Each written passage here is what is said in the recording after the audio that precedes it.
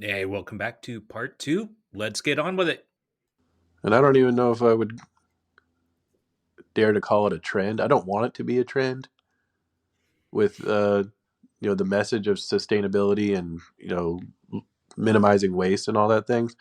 But when other restaurants start to capitalize on it and are actually lying about it, I think it's become trendy. I've been in restaurants that say they're low waste who are taking out more garbage than an average restaurant, and it's not going in the recycling or anything. It's waste. When you have a lot of restaurants that are their food waste is going to compost at local farms, and they're making sure they have separate trash cans for recycling and things like that. And that level of responsibility is becoming more and more apparent in modern dining. But now other restaurants are just like latching onto it, trying to capitalize on it, saying we are farm to table, but they're not, or we are low waste, but they're not. So I hate to see people, you know, lessening the meaning of those things. The challenge with that, and you're right. I mean, there's all kinds of catchphrases and trending words that get dropped all over the place that loses its meaning because nobody's actually doing it. So nobody it becomes it just loses its power. Yeah, And sustainability has been one of those things that was out there for a long time, and at one point it actually meant something. right. Um, and then PR companies and marketing companies got a hold of the word because they saw it as, oh, wow, people are reacting to this. Mhm. And they just went to everybody and said, hey, we're going to use this term and you're going to use this and it's going to help draw people in.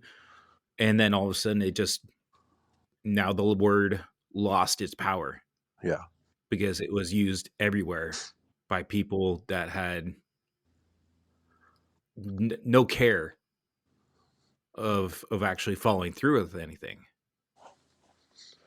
Um, because the word sustainable or any of that stuff, it has such a deeper meaning than the general public believes. Hmm.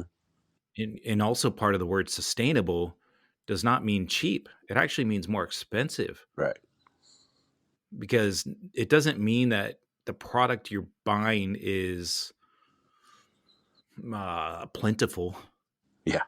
It means that you're purchasing something that is also going to not just sustain whether it's the agriculture or the fishing industry, um, but it sustains the village or the town or the city that it comes from in a livable wage. Right. So people don't understand that, and nor do they want to pay for it. And nor do they. I think they even have the attention span to think about that. Um, if these chefs that are following this model, that are actually, putting forth the effort and putting out, the high quality ingredients and everything like that, if they have an audience that is actually making their restaurant successful, then I feel like there's been a slight raise in consciousness in the American people. It's not widespread yet, but I think it's getting better. And I think the break from COVID had a big effect on that. When everyone was trapped at home and they started making sourdough bread, they discovered that making bread from scratch is better than buying Wonder Bread. Just from a flavor standpoint, it takes a lot more effort, a lot more time. But I think that, Which they had plenty of. yeah, at the time, but I think that opened a whole new window to a lot of people's, way of thinking that, we should be more focused on better ingredients. And so they're going to start going to better restaurants. So I think the future's pretty bright in that aspect of things. I mean, there's still a long road, but uh, Yeah. The problem though is it so first I I hope you're right. But the problem with that, though, is the general public has a very short memory. Mm, that is fair. So, yeah, everything that happened during COVID is now looked back on as kind of it was fun, it was a hobby, Mm, or some people probably don't even remember what they did. They probably forgot they even made bread. that's sad. Yeah, they've already moved on and things are back open and they're back to their life just doing I mean, the one and done, trash community what is it? The one and done economy Right. where everything's designed to be disposable, the disposable economy. Yeah. That's what it is. Mhm. So, that's why I'm not as optimistic as you are. Cynic. I wish it was true, but there's so much of the concept of making money at a restaurants and some of these smaller restaurants dying off and larger chains becoming more powerful. Um, they're not going to spend the money that it takes to execute what you're talking about because that takes training, Hmm. which costs money. It takes different product. It takes effort. Yeah. And if there's not enough social demand, then I don't see it happening. Hmm. And I don't see enough going on for people to become awakened to what the amount of waste that restaurants generally produce that needs to be addressed. Right. Hmm. Well, these smaller restaurants they've kind of got their back against the wall too with labor as it is. So I mean, like Yeah. even your neighborhood restaurant is like prices are going to have to go up, and even though prices are going up at some of these restaurants just to cover their ass on labor, like they're still not doing any more. They might be making more like in sales, but their actual revenue, like their profit margin, is the same, if not less, because cooks are $10 more an hour than they used to be just a couple of years ago. It's Yeah. fucking That insane. that well, that also comes on that's the fault of the industry and restaurant owners just refusing to pay higher wages and in having people actually you go to a job, you work in an office, a 9 to 5 kind of thing.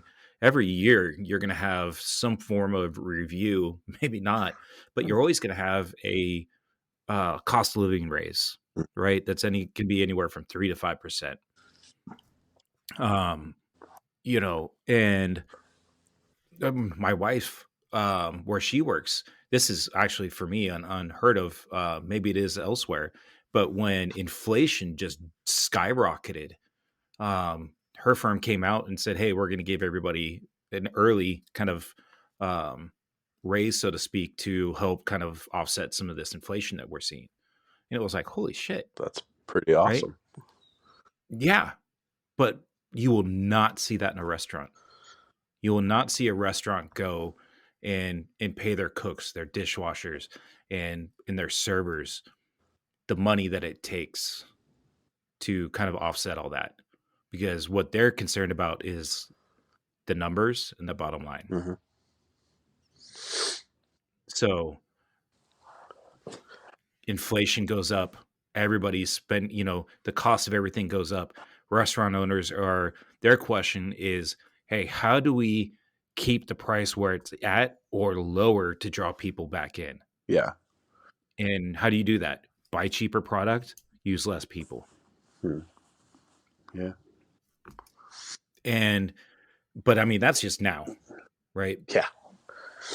But in like the 15 years that I've been in the DFW area, what cooks are getting paid before, like pre-COVID, so that would be, call it just a 10-year period.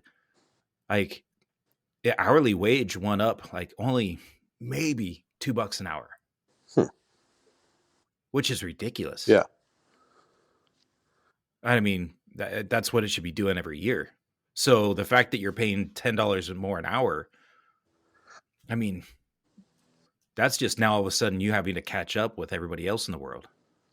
It's true. So, but hey, real quick, I want to backtrack a little bit Okay. when we're talking about the zero waste. And I kind of spaced on this part. And what I think it'll take to happen is restaurants like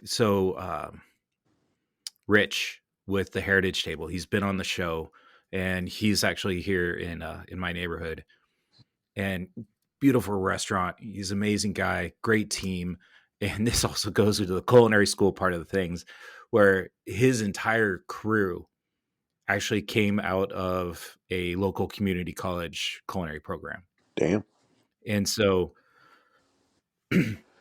and they just want, and they're always reinventing themselves. And if you haven't listened to that podcast, go back and listen to it. It is a longer one. It's a little over an hour, but it's one of my favorites. Sorry, John. No, it's Um,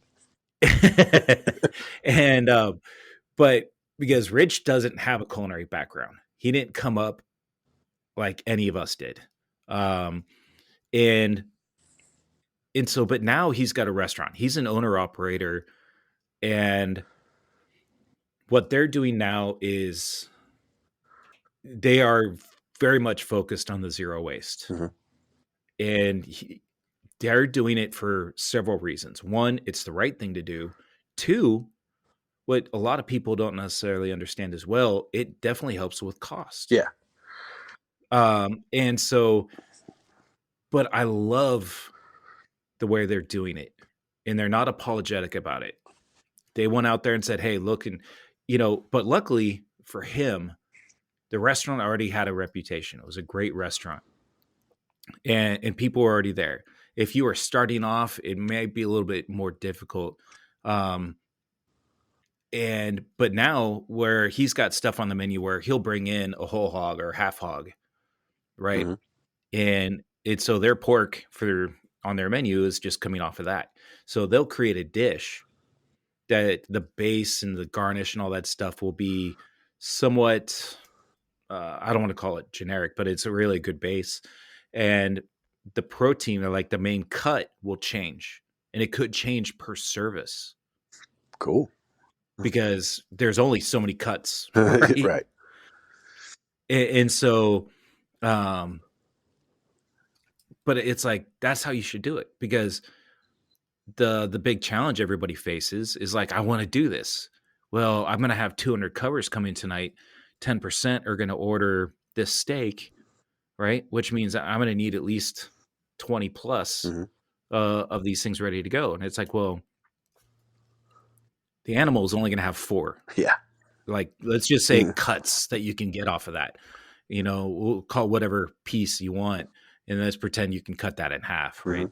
Mhm. Um, so now what are you going to do, Yeah. right? So I I love that. He's taking all their vegetable scraps, not necessarily composting it, but he's dehydrating the fuck out of everything, Mhm. and turning stuff into powders. And those powders are then going into whether it's the breads, um, so they're being very creative, and it's like, okay, I've got a bunch of this Mhm. powder that came from the leftover peppers that we got from the farm, because we got like 50 pounds of these different peppers and all these scraps and some of the stuff we couldn't use. It's like, okay, now what are we going to do with it? So they're buying some time with that stuff. But you have to be the owner and the chef to say, you know what, this is what we're doing. and I'm okay with repercussions. If you don't like it, too fucking bad. That's pretty beautiful. But it's fantastic. I love it. I wish that I was in a place to do that as well. But I was never an owner operator. Right. And when we tried to do some of that stuff, it just it would always backfire. Yeah. Um, because we always got the well, why not? Yeah. Kind of, well, I want this, why not? Well, dealing with the owners where it's like, well, what happens if we run out of this? People are going to complain. It's like, well, if we prep them ahead of time, and it was nobody wanted to put that effort into it. So, um, Rich, keep it up, man. Love what you're doing. There's also like when you have set parameters like that, like the whole product utilization, it opens up a whole new world of creativity for restaurants. That you really have to think about things in a different kind of way. It's awesome. And seeing more and more people do that is kind of why I feel, a bit more positive. But that's from I guess from a chef's perspective. I'm not just a average diner, I guess, but It's like a chef's pipe dreams yeah, almost. for sure. Appreciate y'all listening. Would love some feedback on how you like this new format, the shorter episodes. Although part 3 coming up here is going to be a little bit longer. Let us know how you like it. Appreciate y'all and look for tomorrow, part 3.